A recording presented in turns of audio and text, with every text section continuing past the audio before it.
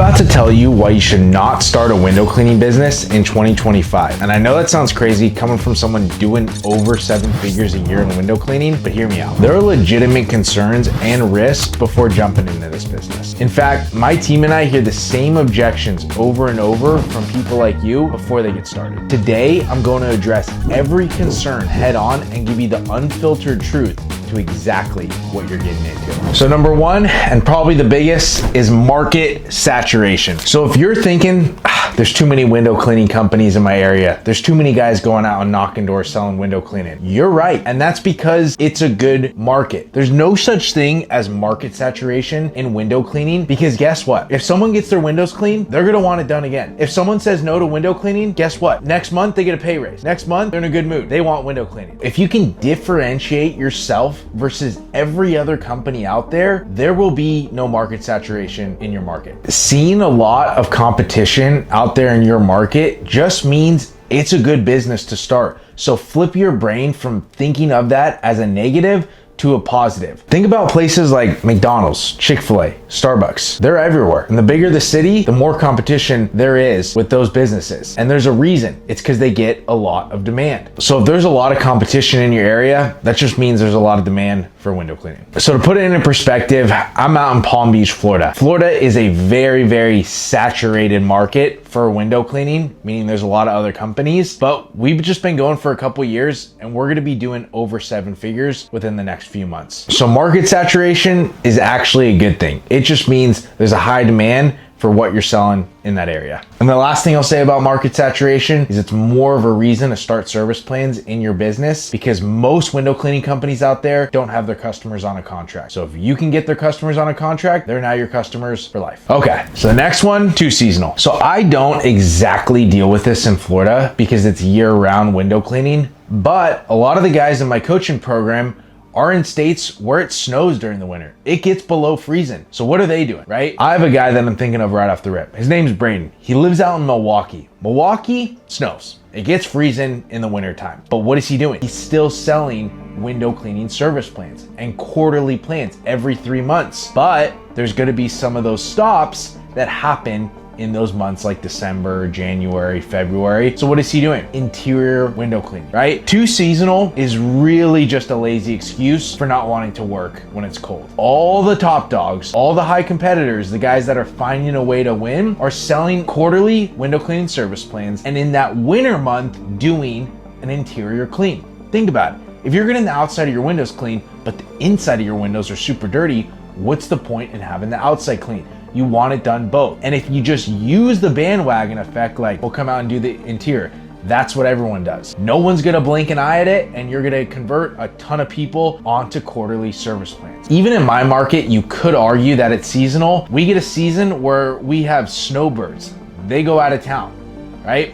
Most people out in Florida aren't in town during the summer months. They're up in the Northeast. Even during those months, we continue to grow and use their reason for not wanting it done in the off season as fuel, right? One of the main reasons we introduced a protective coat for the rainy season, right? Just gotta think a little outside the box and find a way to win in your market. So if you think window cleaning is too seasonal in your market, you have a losing mindset, and you need to switch that in order to succeed in your window cleaning business. So the third thing, hear it all the time, I don't want to knock doors. While knocking doors in the beginning is very, very helpful, it's not required. If you want to bypass knocking doors and go straight into running ads, no one's stopping you. The way I like to describe knocking doors for your window cleaning business is like it's gasoline to the fire, right? You can still keep the flame burning. What knocking doors is going to do in those slow times, or maybe the ads aren't performing, or the close percentage is down, whatever it is, knocking doors just gets fuel and gasoline on that fire. Think about it. At any point during the day, you can just drive to a high income neighborhood, say a very simple pitch, and get window cleaning jobs on command. So full transparency, we don't knock doors currently in our business. We run and scale solely off paid ads. We used it in the beginning to kind of grow and kickstart when we had less cash at hand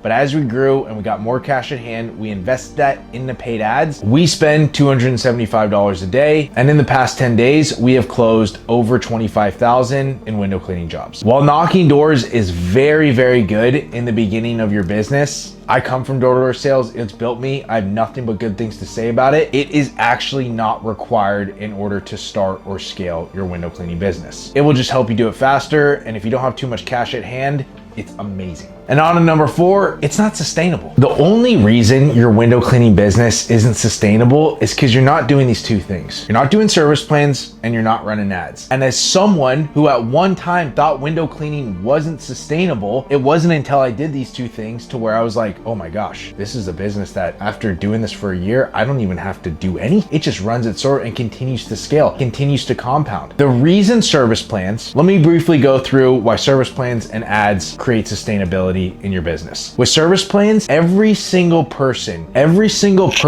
you get on a service plan, if you do a good job, they will be your customer for life. So let's just say you go out and get 5 new customers. If all 5 of those customers stay with you for life, that is 5 customers you're adding every single day. Not getting, doing, and then they're gone, adding. So if you sign up 5 people today, you now have 5 recurring customers starting tomorrow. You get another 5 tomorrow, you now have the next day starting with 10 recurring customers.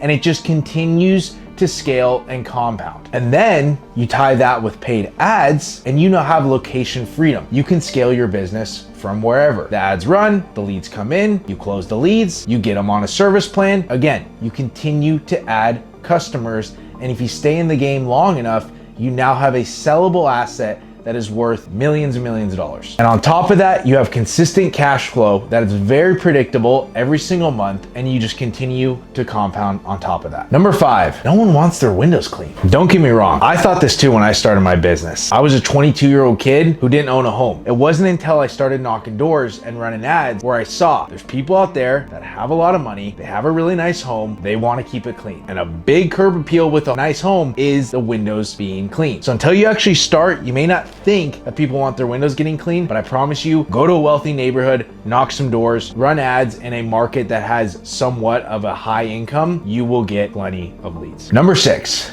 my market is too small. This makes me think of one of my first ever coaching clients in my program, Gabe. He's from Elko, Nevada, population of 20,000 people. And he's doing over 40,000 a month in his window cleaning business. How? Well, first and foremost, there's no competition. There's no one out. There's no one going out and knocking doors selling window cleaning. That's first thing. Second thing is the smaller the town, the more personable you can be with these homeowners, right? If you're going out and knocking doors, they're gonna really extra respect the young kid hustling, going out there and trying to make a buck. Same thing when you're running ads. In your creatives, call out your market. A small area like that doesn't ever feel like they're getting targeted. So trust me, after talking with multiple people in populations under 100,000, killing it in their window cleaning business, market too small is just not a legitimate objection. And last but not least, number 7, any business you're going to start, no matter how easy it seems, it's going to have its own set of challenges.